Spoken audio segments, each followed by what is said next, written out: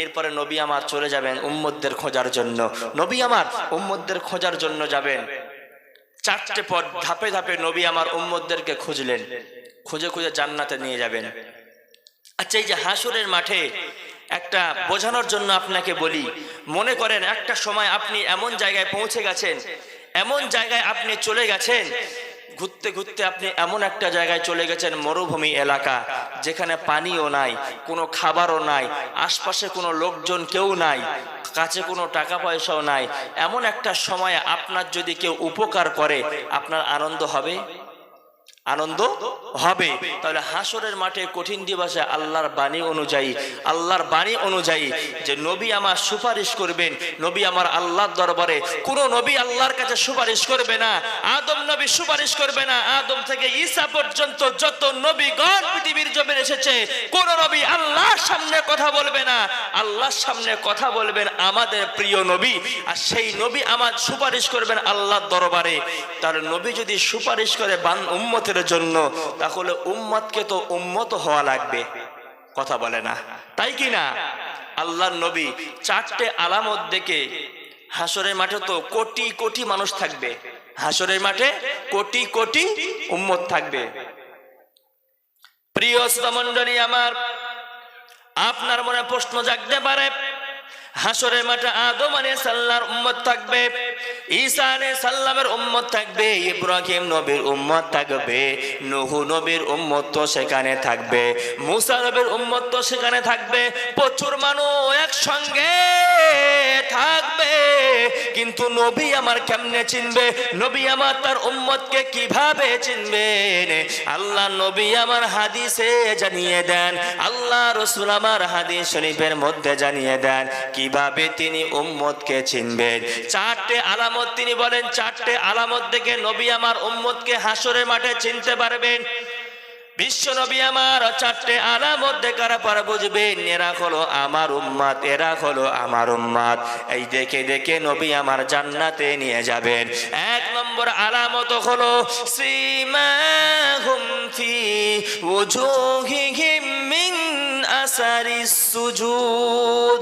আল্লাহ পাক রব্বুল আলামিনের কোরআনের বর্ণনা, যারা পৃথিবীর জমিনে নামাজ পড়লো, যারা পৃথিবীর জমিনে নামাজ কায়েম করলো, আমি আল্লাহ পাক রব্বুল আলামিন হাসরের মাঠে কঠিন দিবসে ওদের কপালে আমি আল্লাহ একটা চিহ্ন দিয়ে দেব।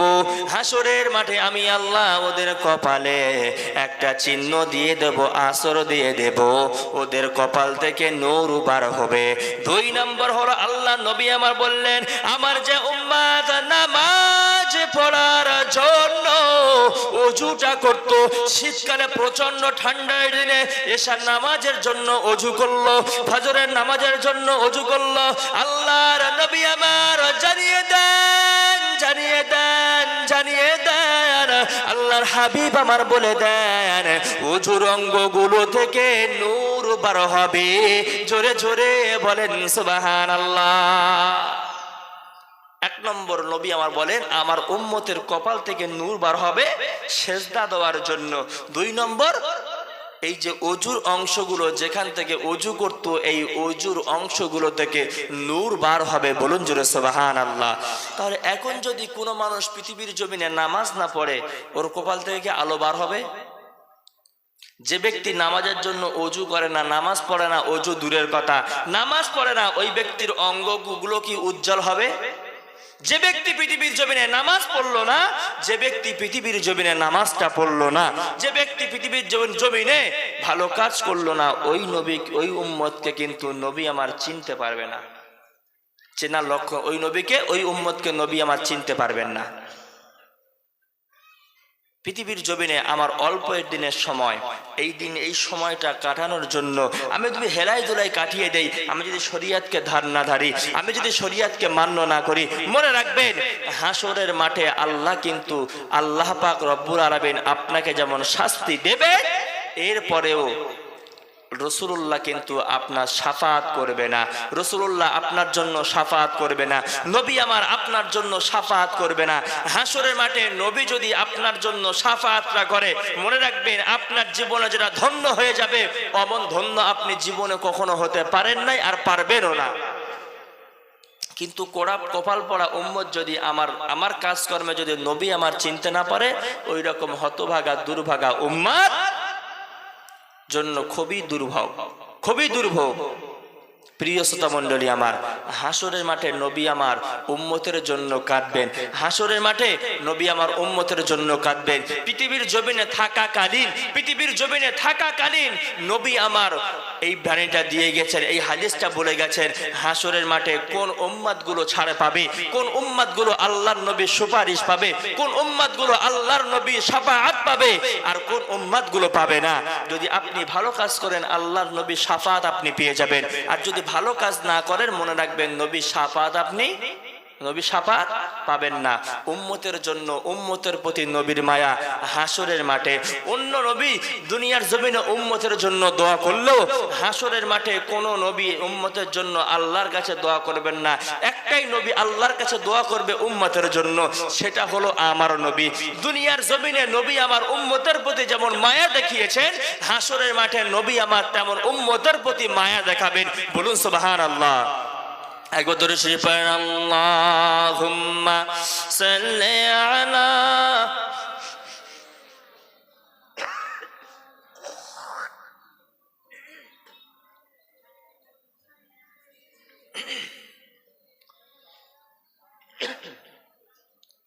প্রিয় শ্রোতা মণ্ডলী আমার, উম্মতের প্রতি নবী আমার পৃথিবীর জমিনে মায়া দেখিয়েছেন, উম্মতের প্রতি নবী আমার পৃথিবীর জমিনে মায়া দেখিয়েছেন।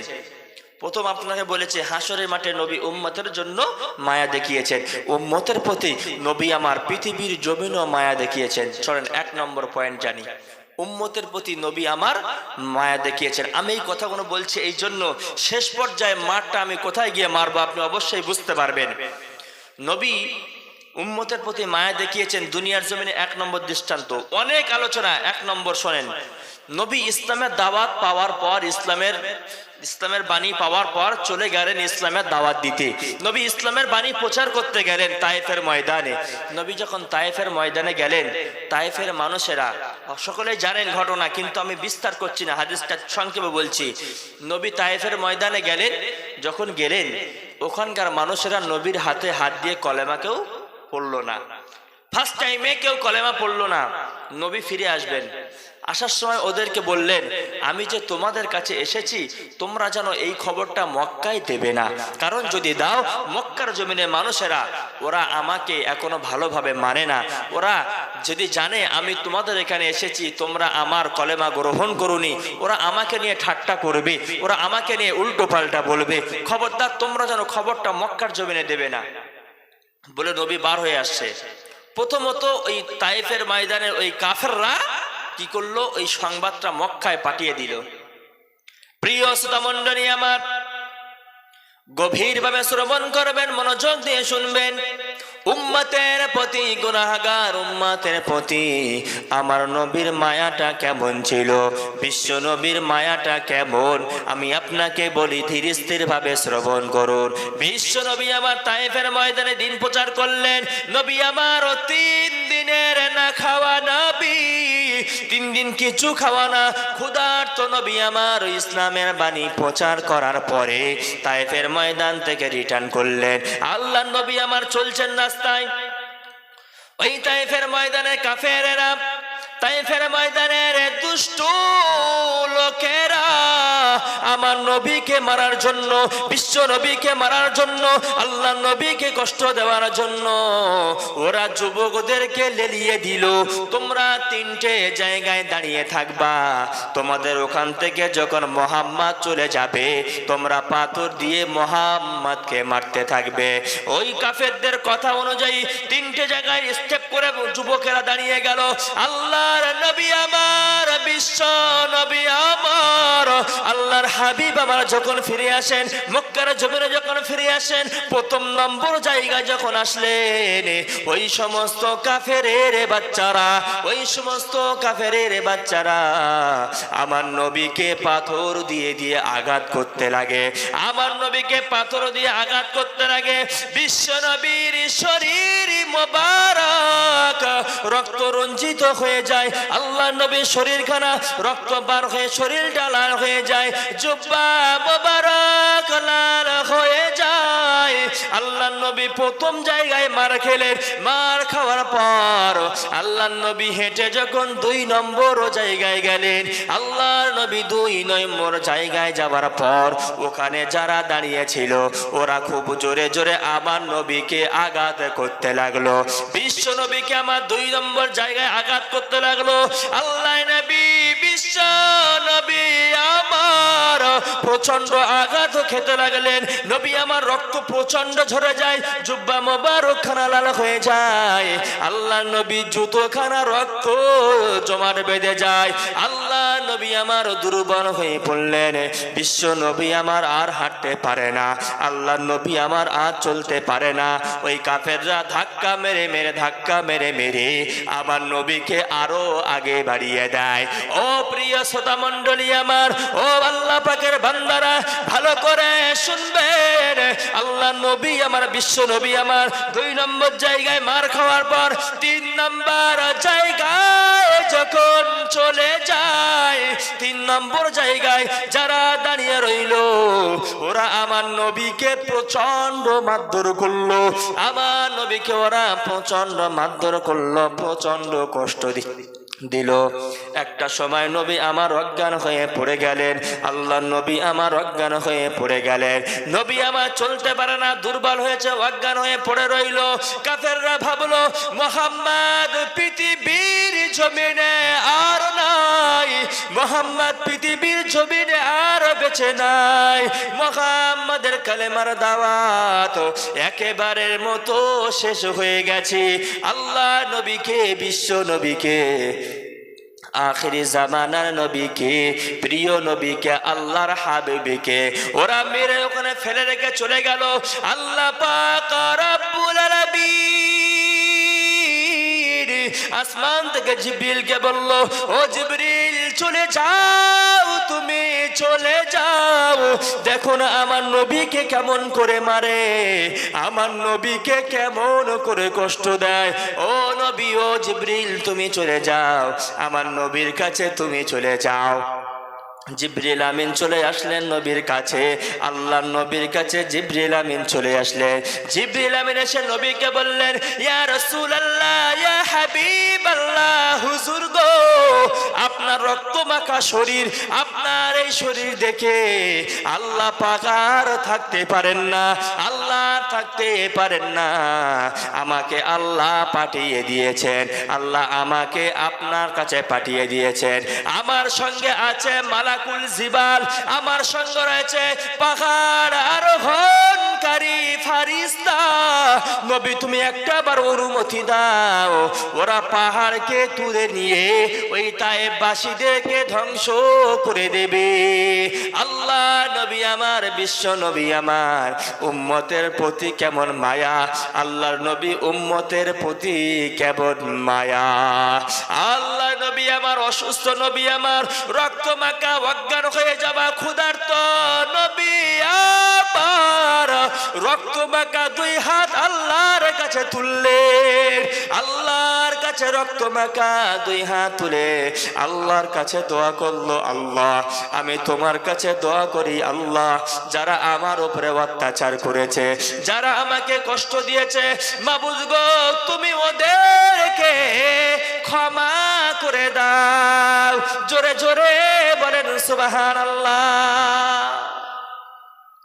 আল্লাহ নবী আমার বিশ্ব নবী আমার কি বললেন, আল্লাহ যারা আমাকে কষ্ট দিয়েছে, যারা আমাকে কষ্ট দিয়েছে, অন্যায়ভাবে আমার উপরে অত্যাচার করেছে, ও রব্বুল আলামিন আল্লাহ, আল্লাহ গো তুমি ওদেরকে ক্ষমা করে দাও, ওদেরকে তুমি মাফ করে দাও। জোরে বলুন সুবহানাল্লাহ।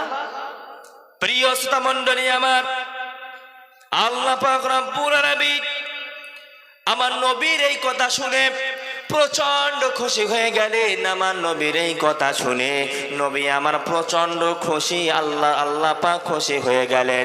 খুশি হয়ে আমার নবীকে সার্টিফিকেট দিলেন, ওয়ামা আরসালনাকা ইল্লা রাহমাতান লিল আলামিন।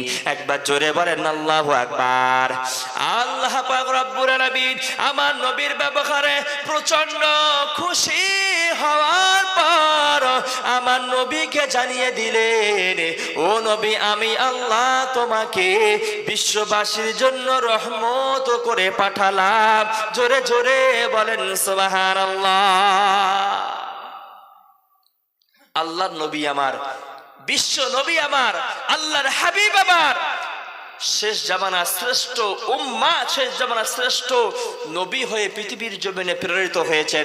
আল্লাহর মাহবুব বান্দা, আল্লাহর প্রিয় বান্দা তিনি। সেই নবীকে রক্তাক্ত করা হয়েছে, সেই নবীকে রক্ত রঞ্জিত করা হয়েছে, সেই নবীকে প্রচন্ড মারধর করা হয়েছে।